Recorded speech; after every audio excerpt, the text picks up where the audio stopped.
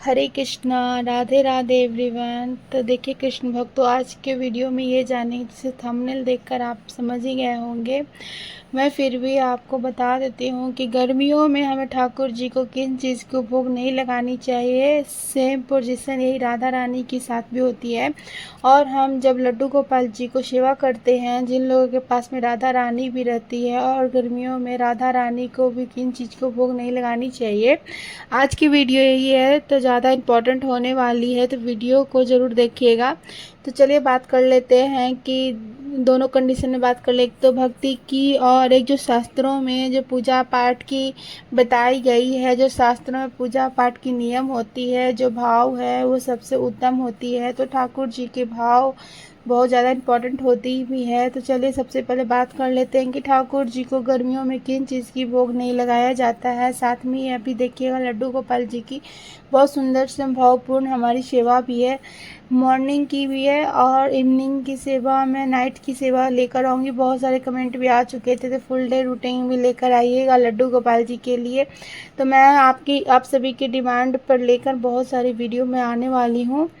गर्मियाँ और सर्दियों में लड्डू गोपाल जी की बहुत सारी वीडियो होती है, और अंतर बहुत होती है कि लड्डू गोपाल जी को ठंडी और गर्मी में सेवा कैसे की जाती है। तो एक छोटे बच्चे की जैसी सेवा की जाती है। देखिए इस मौसम में, गर्मी के मौसम में खान पान में बहुत ज़्यादा ध्यान रखना होता है, और साथ में शीतलता प्रदान करने के लिए हमें खीरे का भोग लगाना चाहिए। इन सभी चीज़ों में हमें उसमें ऐड करनी होती है। तो कौन सी वो चीज़ें हैं, जो सबसे पहले तो बात कर लेते हैं। गर्मियों में गर्म तासीर की जो चीज़ें होते हैं उन्हें भोग नहीं लगाना चाहिए, उसे अवॉइड करनी चाहिए। अधिक के जो सूखे मेवे जो होते हैं, बादाम हो जाते हैं, काजू हो जाते हैं, जो केसर होते हैं, ये सभी चीज़ों को कम मात्रा में हमें करनी चाहिए, क्योंकि इनकी तासीर जो होती है बहुत ज़्यादा गर्म हो जाती है। और एक मुनक्का जो होता है उसकी भी तासीर गर्म होती है। और इन्हीं सभी चीज़ों में से पानी में भिगोकर ठाकुर जी को भोग लगाएंगे, उसे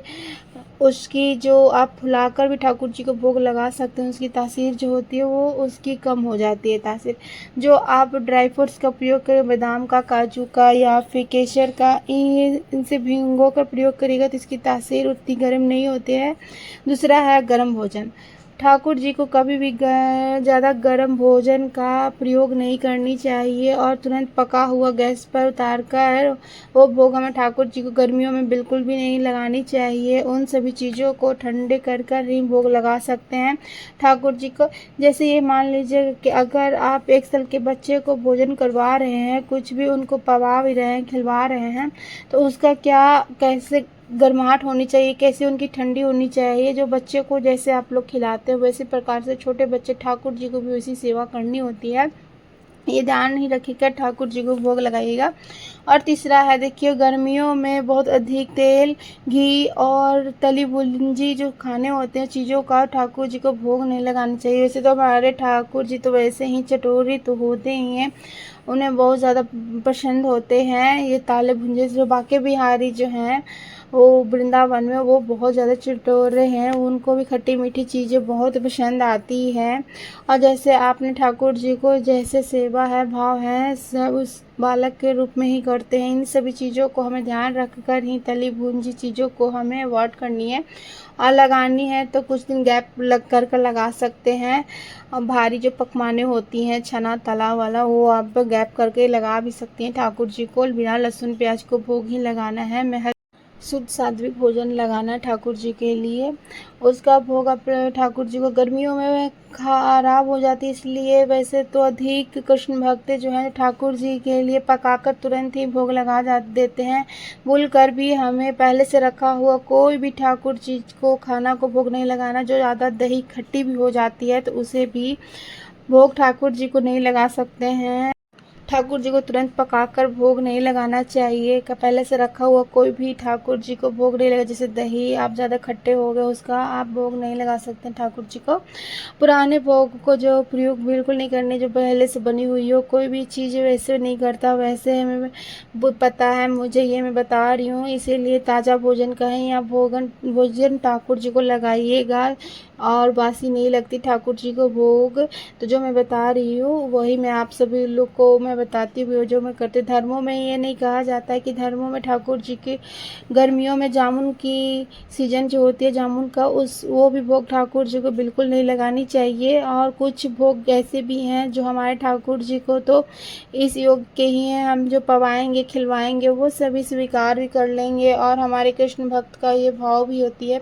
तो मैं किसी की भक्ति पर उंगली नहीं उठा रही हूँ, बट हमें ये शास्त्रों के मर्यादाओं को भूलनी नहीं चाहिए। और देखिए सर्दियों में आप चाहे तो अपने भाव के अनुसार ठाकुर जी को चाय का भोग भी लगा सकते हैं, लेकिन गर्मियाँ हैं तो इसे अवॉइड करिएगा। चाय ये सब बहुत सारे लोग तो कोल्ड ड्रिंक का भी भोग लगा देते हैं गर्मियों में।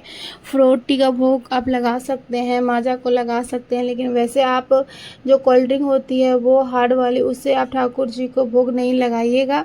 वैसे तो शास्त्रों में और सूत्रों के नियम के अनुसार इनसे वर्जित माने जाता है, क्योंकि इसमें बाहर स्थिति को मिले भी होते हैं जो खराब होते हैं, इसलिए ठाकुर जी को भोग नहीं लगानी चाहिए। क्योंकि वो तो मेरे प्रभु हैं, प्रभु को वही चीज़ खिलाइए जो प्रभु के लिए सही होता है। हमें वो तामसिक या ये कोल्ड ड्रिंक नहीं पिलानी चाहिए, माजा पिला सकते हैं। गर्मियों में हमें ठाकुर जी को इन चीज़ों को भोग नहीं लगानी चाहिए। तो देखिए जैसा कि सभी लोग को पता ही है, प्याज लहसुन मांस मंदिरा अंडे ये सभी चीज़ों का भोग आप ठाकुर जी को आसपास भी नहीं रखनी चाहिए भूल कर भी। तो आप बात कर लेते हैं ठाकुर जी को भोग में क्या लगाएंगे। तो देखिए मेरे पास जो भी था मैंने आपको भोग ठाकुर जी को लगाकर आपको वीडियो में भी दिखाई थी। तो गर्मियों में आप ये बिल्कुल वैसी प्रकार से भोग लगा दीजिएगा। मैंने यहाँ पर मुरब्बे का भोग लगाया। मौसम के अनुसार ही ठाकुर जी को सेवा की जाती है, उनको भोग उसी प्रकार से दिया जाता भी है। इस मौसम में उनको शीतल प्रदान करने वाली चीज़ों का ही भोग लगानी चाहिए, जैसे कि राधा रानी हो, वो ठाकुर जी भी हो, जैसे माखन है, मिश्री है, जैसे फल है, तरबूज है, खरबूजे हो जाते हैं, खीरे हो जाते हैं, ककड़ी हो जाते हैं, आम है, दही की लस्सी है, छाछ बनाकर भी आप ठाकुर जी को भोग लगा सकते हैं।